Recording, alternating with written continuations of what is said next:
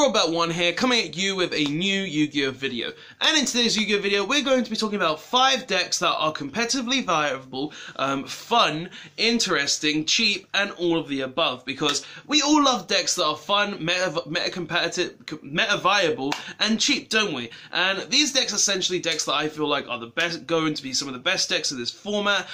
They all have their own relevance in their own sort of way. They all have the capability to win regionals, top YCSs, so on and so forth, and I just feel like all of these decks have the potential to be amazing. And I'm looking at them and still thinking, oh, these decks have their own strategies, they have their own combinations, and they all play in their own playstyle, and none of them are Sky Striker, Thunder Dragon, or Altergeist, so they're all different in their own way, aren't they now? Aren't they now? So all of these decks, as I said, they're all cheap, they're all meta viable, and I feel like these will be some really good choices for you guys to play this format. If you don't want to be playing Trickstar anymore, if you don't want to be playing Sky Striker anymore, if you don't want to be playing Thunder Dragon anymore, or if you don't want to be playing Altergeist anymore.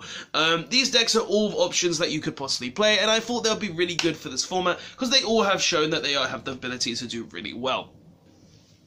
So, without further ado, let's go into it by talking about the first deck, which is Suliman Great. Yes, Suliman Great, the deck that's getting a structure deck this week, has already come out by the time making of this video, is one of the great decks of this format. Now, this deck has a great ability in itself. It has the ability to spam links, has the ability to just create disruption, and it has the ability to OTK. What more could you ask in a deck? And it has the ability to disrupt through cards such as Suliman Great Roar and Suliman Great Rage. Suliman Great Roar, Counter Trap that negates everything, and Rage that just destroys cards. 2 disruptions that you can get on your first turn. Pretty good.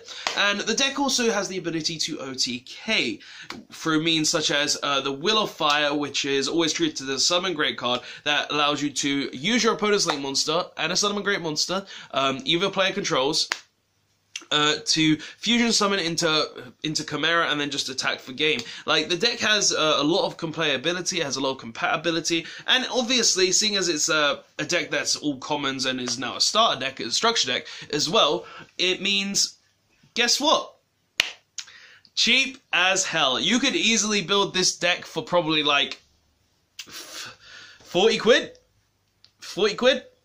Like, all you gotta do is get some Leos from the, some Sunlight Werewolves from the Savage Strike, which are rares. They're currently 8 each, but you could get them for nut pennies at your locals or something.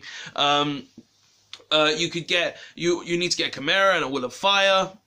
They're rares from the latest set. The deck is very, very cheap, which is what I'm wanting to make a point of. The deck is very competitively viable, very cheap, and definitely a great option to play, seeing as it can go first or second, being able to make a disruption board if it goes first, or be able to make an OTK board utilizing Chimera and even cards such as Suliman Great Stalio, which is when it leaves the field due to a Link summon, it gets to remove a monster on the board to the extra deck or hand. So the deck has a lot of plays, the deck has a lot of strategy to it, and has a lot of disruptions and also a lot of things to do. Plus, the structure decks have Ash Blossom in it. You're buying the structure decks anyway, so you might as well play Suliman Great. So yeah. But that's the first deck I want to talk about. I feel like it is a very good competitive option in this format. I believe it's going to be one of the best decks in this format. So it's cheap, it's competitive, it's fun. What more could you want? But the next deck we're going to be talking about is Guard Dragon variants. Now, this could be the Crusadia Guard Dragons, this could be the Blue Eyes Guard Dragons, this could be the Red Eyes Guard Dragons. Now, all variants of the Guard Dragon deck do pretty much the same thing. They make a board of negates, and they do it really well. Now, this deck, it's going to be a little more pricey than most others, because it's got the extra deck to consider, such as Hot Red Dragon Archfiend, which is essentially you get to target a face-up card on the board and negate its effects. You got to get cards like her Hope Harbinger, which was reprinted as a super rare. You've got to get all these other cards to play the deck. But if we're looking at a main deck standpoint, and we're looking at cards in the main deck, you could easily build this deck for cheap if you just want to avoid stuff like Hot Red Dragon Archfiend. You could play a Nat Beast variant, which Nat Beasts aren't very expensive. You can play with Rescue Cat. If you're playing the Crusadia build, if you're playing the Blue Eyes build, you still play tons of different cards in that. You could just go for an OTK build. Like, the deck has a lot of things that it could actually do to change around in its own circumstances, and because of this, the deck has actually got a lot of strategy. The deck is just mainly built to make a negate board, and being able to negate board is really good. Plus, you've also if you're playing Crusadia variant, or even the Blue Eyes or Red Eyes variant, you're going to have to get something called Saruja. Saruja. It's part of the deck that says I draw tons of cards, I create more advantage, and from there I go even one. And you also play stuff like the Chaos Dragons. You play tons of cards that just essentially build up advantage, make a board of negates, and the deck strategy is actually very unique. Good thing about the Guard Dragon cards in general, they're all very cheap. They're all super rares and Savage Strike. If you want to play Crusadia build, well, they're not that expensive either. Aquamax is probably going to be your most expensive card, but even without that, you still can build the deck very cheap, because everything in the main deck is a common, other than Maximus, which you would probably don't even need to play to a certain degree, because you're not going for an OTK build, even though you could go for an OTK build if you just wanted to play Crusader Guard Dragons and then focus on the Aquamax if you go into that combo, if you're going second. But yeah, Guard Dragons is definitely a good option in this format as well. It creates a board of negates, it has OTK strategy, it can be utilized in many different variants, such as the Blue Eyes, Red Eyes, and Crusadia. Preferably the Crusadia, in my opinion, because of you can make Nat Beast as well, which is just insane. And it's just something real, and it's just a decent deck, a really good deck actually, that you could play this format that will be able to do a lot. But yeah, next I wanted to talk about Subterra. Yes, Subterra, they got Guru in Savage Strike, and just because they got Guru, the deck has become absolutely insane. The deck has just basically become a deck very similar to Altergeist, but it focuses more on the spells. More on spells than it would traps. It still uses a lot of spells, such as Floodgates, such as there can only be one, Gozen Match. You can't use Rival in this deck because the deck uses tons of different types. But it uses a lot of different cards. Plus, it's got its own Ash Blossom, which is Subterra Fiendess, which can be searched through Guru, and then Guru can just set it, and then you can just set the Guru to use the Fiendess to gain more effects. You've got the Field spell, Subterra Hidden City, which is lets you just search Guru, set the Guru, then flip the Guru to search the Fiendess. So you get a +2, a +1 out of 2 cards, out of 1 card actually. And the deck has a lot of player consistency. Plus, it's even got its card. It's Subterra Succession, I believe it is the trap card that resets itself, that has effects such as this card gains attack equal to its attack and defense. Or Subterra monster you control. You can target Subterra monster set. You can target Subterra monster flip it. You can prevent your opponent from negating the activation of your Subterra effects. Like, the deck has a load of playability. If you're into decks like Altergeist, if you're into trap-based decks, if you're just into control decks in general, then Subterra is a deck that I would highly recommend. It's something I personally want to build. I've got 1 Hidden City already. I need to get 2 more. But the deck is definitely a fun deck to play. It has a lot of different things that it can do, and its strategy is very similar to control decks, and it's more control, and it's not as good as Altergeist in my personal opinion, but it's still a very good strategy in general if you want to play a deck like that. But yeah, next we have Prank Kids. Hey, Prank Kids, I'm gonna prank you all, am I right? But yeah, Prank Kids is actually a really good deck, this format, when you think about it. The deck has great plays against something like Sky Striker. The deck is great against something like Altergeist. Like, its worst matchup, I would say, in a sense, is Thunder Dragon to a degree.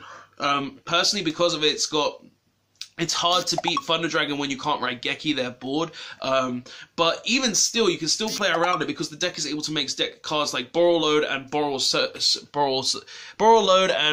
Sword Dragon to then be able to just steal their Thunder Dragon monsters, steal their Colossus, steal their Titan to prevent them from playing on the next turn, and even go into other plays to prevent your opponent from playing the game. And the deck, it just does a lot. It's very resource based, being able to just continuously summon out the Prank Kids from the deck, make more and more link plays, make fusion plays. Like, it's a very fun deck that you can play. And the deck isn't actually all that expensive either when you think about it, because Places is the most expensive card in the deck. If you can get 3 places, you can get the rest of the deck for pennies. You could probably, like, Place is probably going to cost you, I would say, probably around 60 a place set. I wouldn't know exactly the price, but 60 to 70 sounds about right to me for a place set. And if you can get the whole deck for that, if you can get those 3 cards for that, then you could probably most likely build the rest of the deck for 100. Well, for like 30, so you could 30, so you could probably get the places for like 60, 70, and then the rest for 30, and then you've got a whole Prank Kids deck that you're able to utilize, and the deck is actually very cheap in my personal opinion. It's not something expensive, it's something very good as well, being able to just utilize so many different plays, utilize so many combos, and just being able to disrupt your opponent on your opponent's turn is absolutely insane at times. And because of that, I feel like this deck is actually a very good deck. This format, it's got a lot of plays. It's definitely shown that it can do stuff in the past by winning a YCS, topping the most recent YCS. Like, the deck has a lot it can do, and it's definitely something that you guys should consider playing or picking up, just in general, because it's just a lot of fun to play. Like, I have Prank Kids myself. It's definitely a lot of fun. It's definitely a lot of fun. But finally, the last deck I wanted to talk about on this list is Altergeist. Altergeist is definitely a good archetype to play this format. Like, the deck in general, like, when it came out in Soul Fusion, the deck did nothing. The deck couldn't do anything for itself. It had a lot of good cards. It had Harp Horror that summons from the deck. It had Skeleton that summons from the graveyard. It had the Field Spell that makes them all quick effects. It had Galatea that sets spell and trap cards from the deck. It had the Draw card, which Orchestrated Return, which allows you to just send one to draw 2 cards. But the deck didn't have enough until now. It got Orchestrated Nightmare, which essentially just puts the deck on a whole other level. Orchestrated Nightmare basically made the deck playable. It made the deck to be able to be a very good playable deck this format. It can do a lot this format, and personally, in my personal opinion, I can see this deck being just an amazing deck in general to play in this format right now. And there are many reasons for that. First of all, dangers. You don't need dangers, but dangers do help. And if you do want to play dangers, but you don't have the money for stuff like Nessie, or you don't have the stuff for like Sutrinoko or Jackalope, you can just settle for Mothmans, because this deck doesn't need to, gain all these advantage from the dangers. All it needs is to be able to get an Orcus in the graveyard, and once you've got an Orcus in the graveyard, you can just go off. If you get an Orchestrated Nightmare in the graveyard, you are able to then send any Orcus from your deck to your graveyard. If you get your Horror, you're able to summon from the deck. Like, honestly, and because of also because of the Nightmare engine in general, thanks to Nightmare Mermaid, you're able to summon Orchestrated Nightmare from the deck to gain even more advantage. Plus, the deck just has so many other strategies outside of that. The deck can create a Raigeki board where you can Raigeki your opponent three times a turn through stuff like Tropological Bomber Dragon and the Harp and the Nightmare, Orchestrated Nightmare, Harp Horror, and the Skeleton. You can just make a board that says Azathoth, which is something else you can do, like Azathoth in general. Oh, I want to summon Azathoth on you. Okay, like, the deck has a lot, and honestly, this deck is a very good deck, this format, just because it's able to make Azathoth, just because it's able to make a Raigeki board, just because it's actually able to OTK your ass. Yes, it can OTK very easily by going into cards like Borrowload Sword Dragon, going into cards that let you just OTK in general. Like, the deck has a lot. The deck has a lot, and it is definitely a good deck, this format, because it's able to set up a board that prevents your opponent from playing, and it can OTK your opponent as well. And honestly, every deck on this list has the potential to be broken. Every deck on this list is very good this format. And Orcus, I feel like, is probably the best out of all of these, other than maybe Suliman Great. I kind of rate them on the same level. But if you wanted to play any of these, or for a cheap price, I would say Orcus. It's the cheapest deck you'll find on this list. All you need to do is pick up the core, which is all rares and supers and commons. Maybe pick up a Mothman or two, just so you can, play some sort of danger engine to reveal, discard this Orcus, go and summon the Mothman, draw a card, and go banish Orcus to gain more effects. But honestly, guys, these are the decks that I believe are going to be really cool this format. These are decks that I feel are fun options for all of you to play. They all have their own sort of play styles. They all have their own sort of way to win the duel as well. And they all have their own different ways to do it and different combos and stuff. But guys, that's just my personal opinion. These decks, I believe, are going to be amazing. All of these decks have shown that they have the capabilities to be amazing. And honestly, we'll see what happens at the next YCS, because I feel like every one of these decks is going to be in the top cut. I feel like we're going to see all of these representing, and I feel like all of these will be amazing. But guys, that's just my opinion.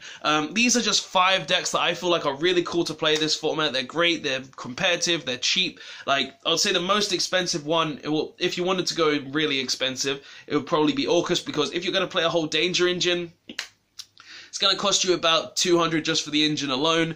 But yeah, all of these decks, they're great, they're fun, you can play them if you want, they're all really cool. But yeah, tell me, guys, tell me in the comment section below what you think. Like, there are other decks that you could play this format as well, such as Lunar Lights as well, which can show that they're really good. But this is just my personal thoughts and opinions, though. What do you personally think? Tell me that in the comment section below. Tell me if you think you'll play these decks. Tell me if you think you won't play these decks. Tell me if you think you'll try some of these decks for yourself. Or tell me if you think none of these decks are good and you would rather just play Altergeist, Thunder Dragon, or Sky Striker.